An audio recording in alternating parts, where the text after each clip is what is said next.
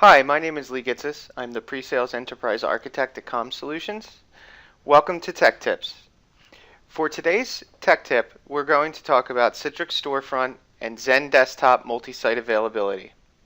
This will be part one of a multi-part series discussing how to create load-balanced and highly available Zen Desktop site deployments. Today's topic will be focused around disaster recovery. Before we dive into the process to configuring disaster recovery configuration for Zen Desktop, I'd like to whiteboard and discuss some of the architectural changes that have occurred since Zen Desktop 7 has been released, which fully integrated what was the Zen App platform into the Zen Desktop platform.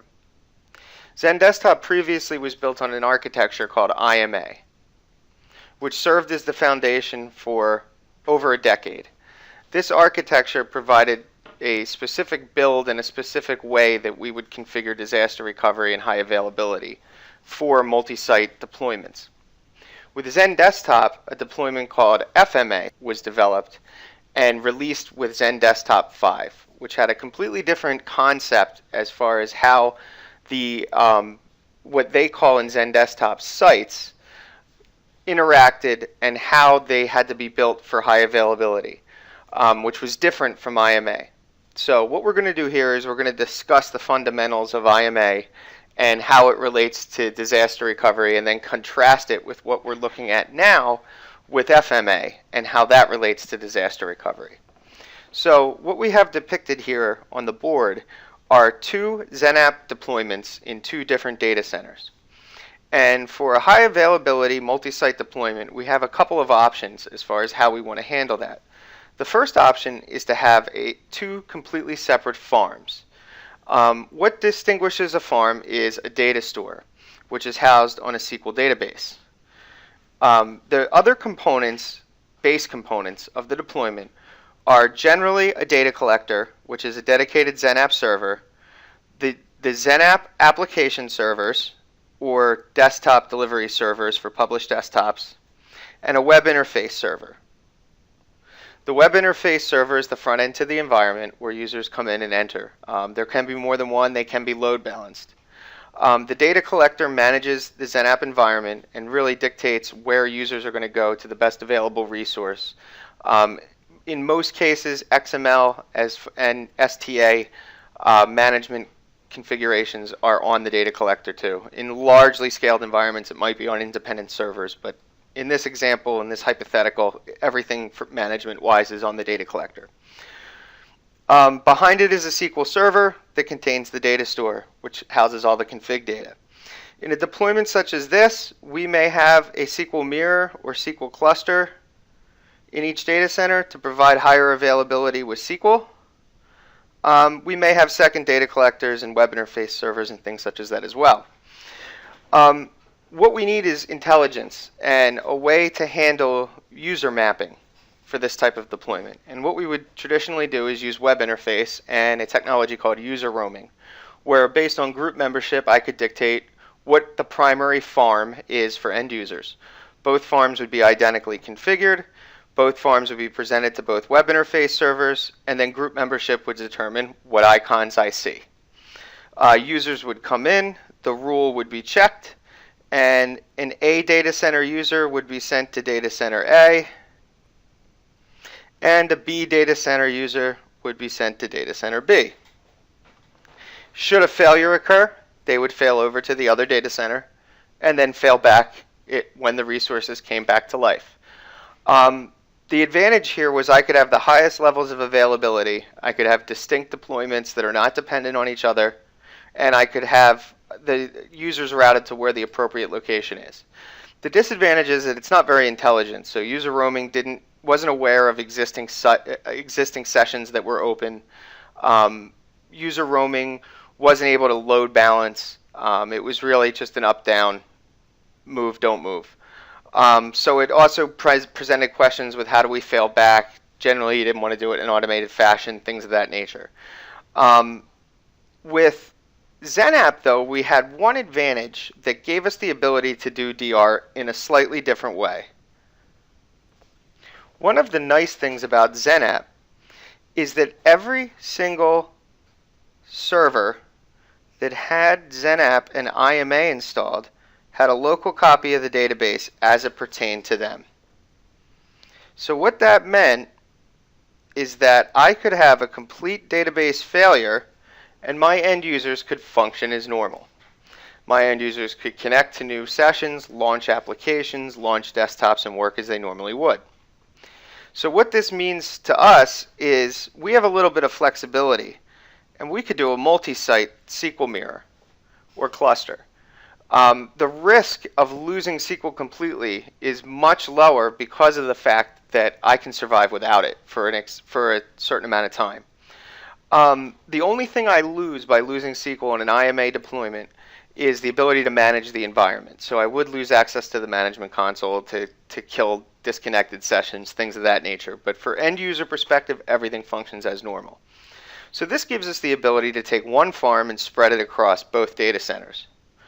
That advantage was invaluable.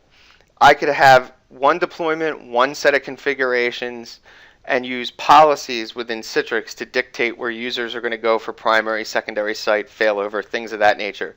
It was intelligent. It could understand open sessions. It could do all the things that user roaming couldn't do. And in most deployments, it fit the bill. What we're looking at now is a XenDesktop 7.x deployment built on FMA. So what this means is there's no more zone data collectors, there's no more farms. They're now called sites. It still has a SQL Server backend and there's still a management component. However, now the management component is what's called a desktop delivery controller, or now in XenDesktop 7, just a delivery controller. And the reason it's now not only a desktop delivery controller is because not only is it going to broker connections for virtual desktops, it is also going to broker connections to terminal servers, i.e. what were XenApp servers. So this means now that I am going to completely host all virtual Windows 7 and Windows 8 virtual desktops, as well as 2008 R2 and 2012 terminal server based platforms. So shared hosted desktops, or published desktops as they're known, hosted or published applications, and VDI all come from the same source, the same architecture, the same configuration, which is really nice from a management perspective. I no longer have two separate environments. From a deployment perspective, it's a little bit different, especially if most of your experience is around IMA. The biggest difference is that now it is very dependent on the database availability. So no more is there a local copy of the database. While it was convenient, it did bog down the environment at times. It's much leaner, it's more service-based, and more open. In conjunction, the database availability is critical to the availability of the environment for users and IT management. That means that if we lose the database, new connections cannot be built to any resources hosted in the environment. So if we lose the database in a XenDesktop 7 deployment, it could be catastrophic. As with XenApp, it's generally a mission-critical application, and we want to have a multi-site deployment, with one being for disaster recovery generally. So it is still feasible to have a single site with a mirror and have one deployment spread across multiple data centers. However, if for any reason this breaks or we lose both of our SQL servers, we now not only have no availability in our primary production site or sites, we have no availability in our DR site. So this environment, the way it's architected from a software standpoint, the risk-reward isn't there like it is with XenApp. So it's not advisable to have a multi-site site. So what this means is that the best practice is to have high availability of SQL in every site. And furthermore, because of its critical nature, in large deployments, it might even make sense to have multiple sites within a single site, single physical site. Once we scale to 5,000 users roundabout, and we're headed towards that 10,000 mark, it's a good idea to build silos. So if I do lose a database cluster or a database mirror, I don't lose all of my users. Even in production, I maybe lose half. So as you build out and scale out, sometimes it makes sense to actually have multiple Zen desktop sites within a single physical site. But at any rate, local redundancy of that database is advisable. So what that means is we're back to user roaming to have to manage how users are going to connect to the environment.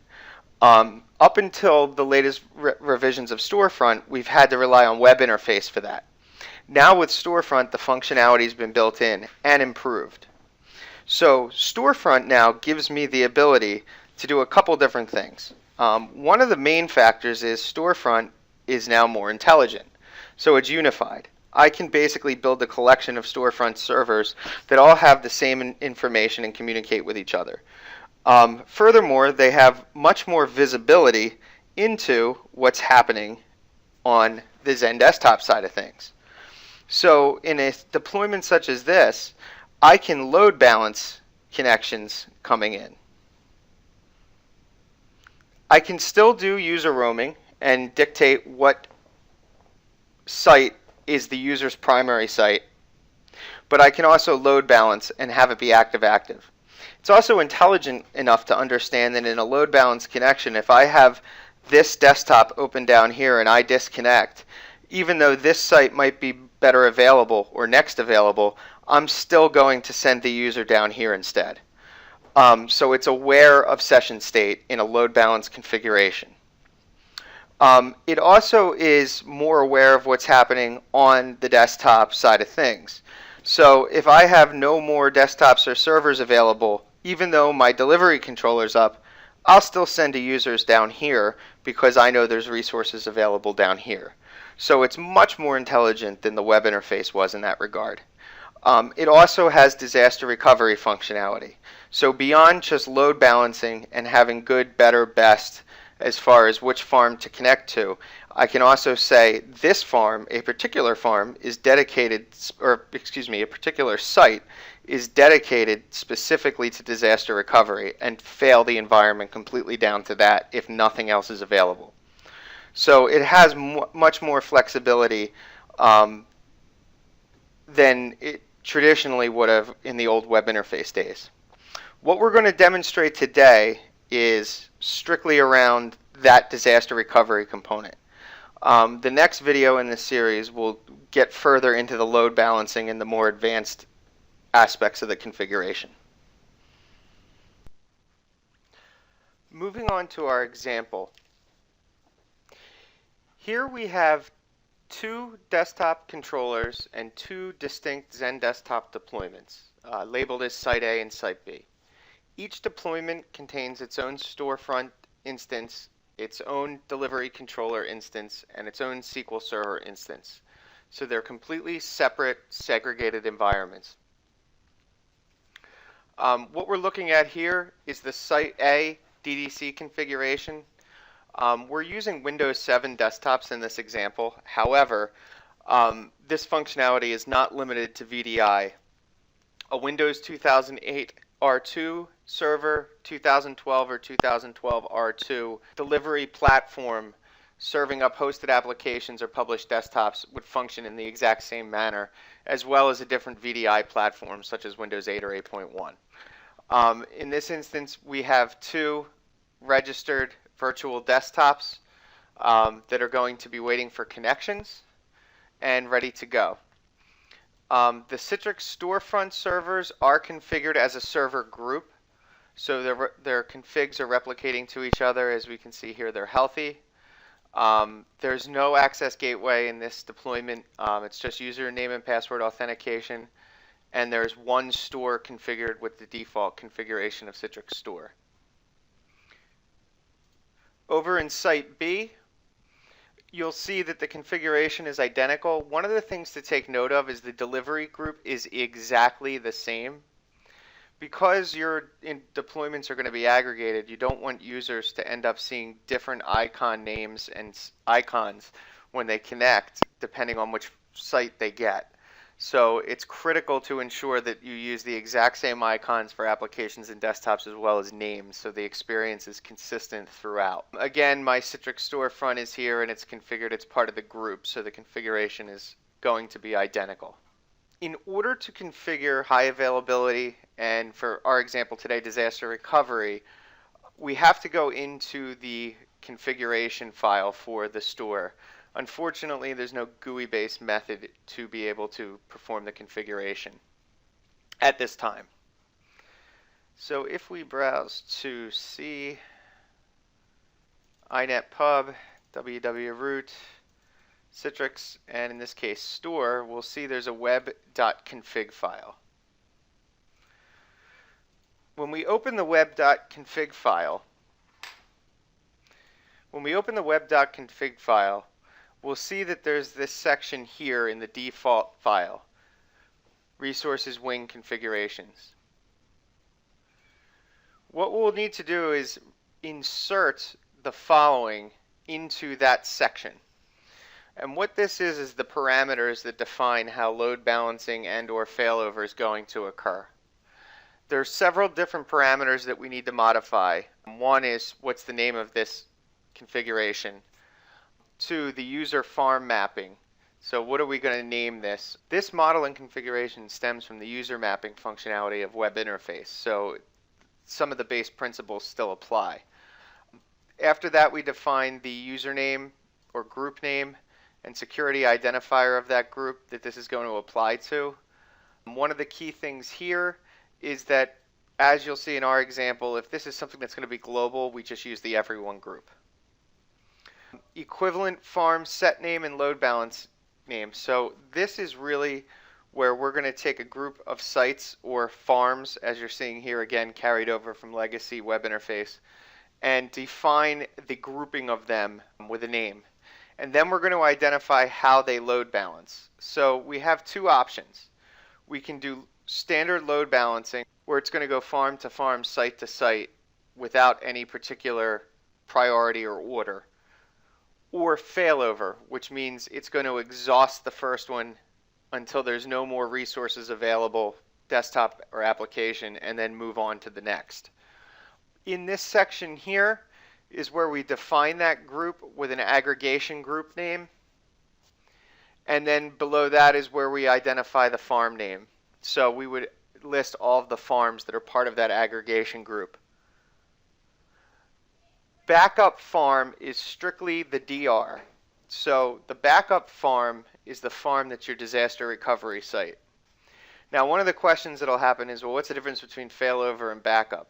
Failover is a load balancing methodology. So when we're using failover, it basically means that it's going to be aware of the state of the existing sessions. So if I disconnect and then go to reconnect later and site A is available, it's going to see my disconnected session and still send me to site B. Where backup is pure disaster recovery, it's assuming that I'm going to be manually pulling things back up and there's going to be an organized process around it. So it's going to ignore disconnected sessions when site A comes back online. It's basically going to just send me back to my primary location.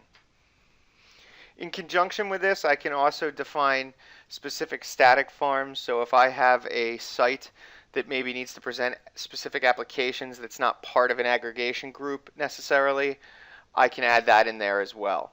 So when we're talking about a farm set, we're really talking about a collection of aggregation groups, backup, farm or farms, and static defined farms that the user would see regardless.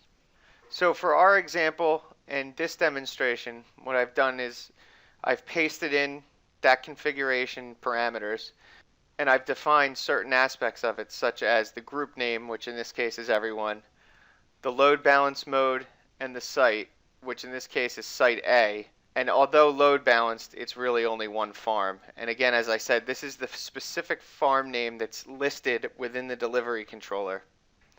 And then I've also stated the backup farm, which is farm B. So this is a pure disaster recovery configuration.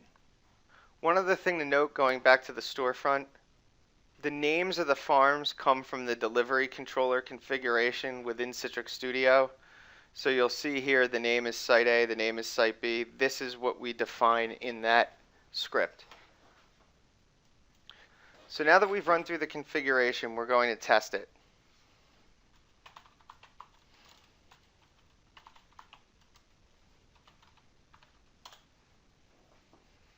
We're going to go to the web-based front end.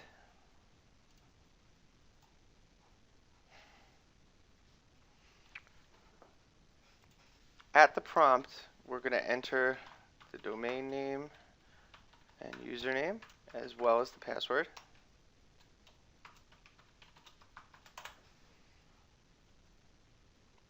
And once we log in, since it's the only resource, it's going to auto-launch our desktop.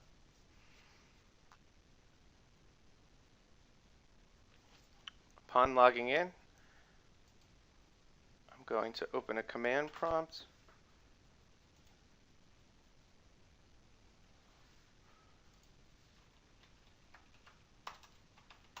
And validate that it is a Site A desktop. So now that we've validated that, what I'm going to do is I'm going to close my browser and I'm going to open a new browser session. I'm going to go back to the storefront and I'm going to log in with a different user account. The expected result of launching this will be that I get the second Site A desktop. Again, because the load balancing algorithm is configured in such a way that really Site A is the only site, so as long as it's available, I should be getting a Site A resource.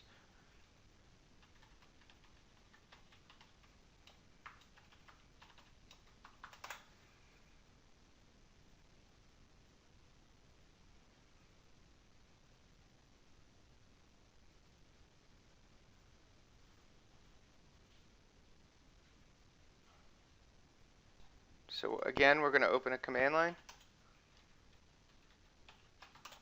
And again, we've gotten VDI2 for Site A. So now the next step, we're going to simulate a disaster. So we're going to go back into our virtual machine configuration. And I'm going to simulate Site A going down.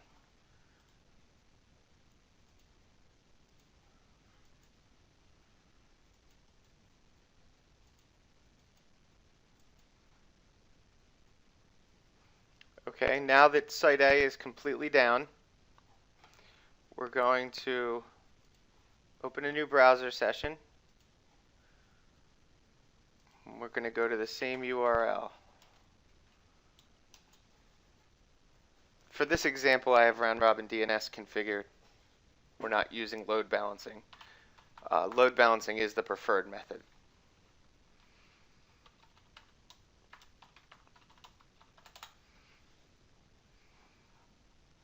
Upon login, we're going to see our Win 7 desktop again, as we did last time, and it's going to launch in the same manner. Once we log in, it's going to appear to be the same, as it's the same master image.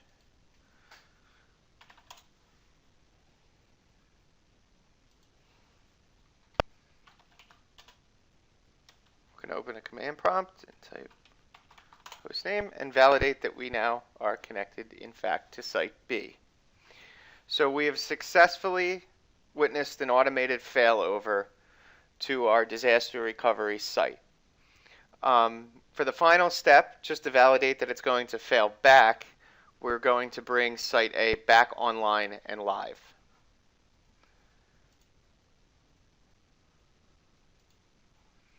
So we're going to go back into our virtual environment and we're going to boot the delivery controller, and subsequently we're going to boot our desktops as well.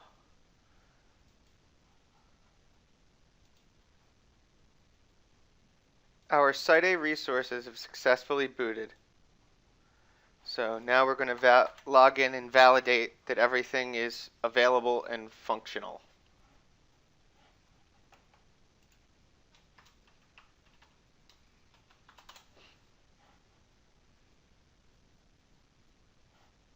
We still have our disaster recovery desktop open.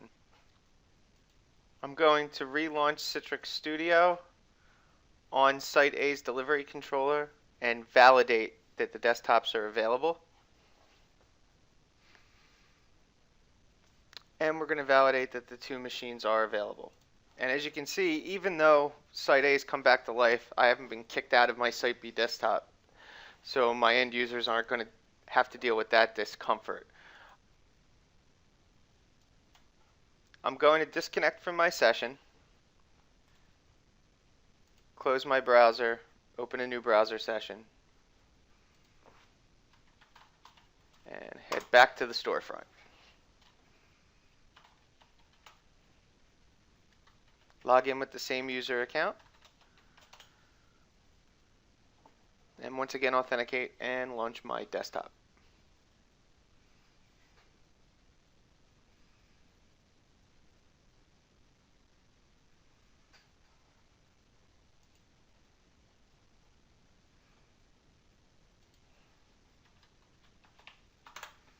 And as you can see, we have failed back successfully.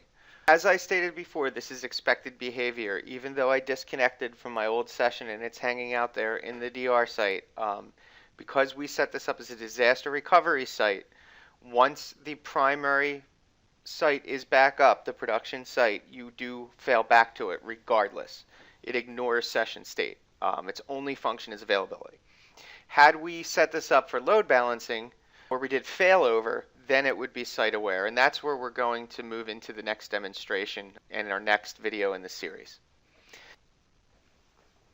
Thank you very much for taking the time today to watch our tech tip video on setting up disaster recovery with Citrix Storefront, and stay tuned for the next video on configuring load balancing and failover high availability.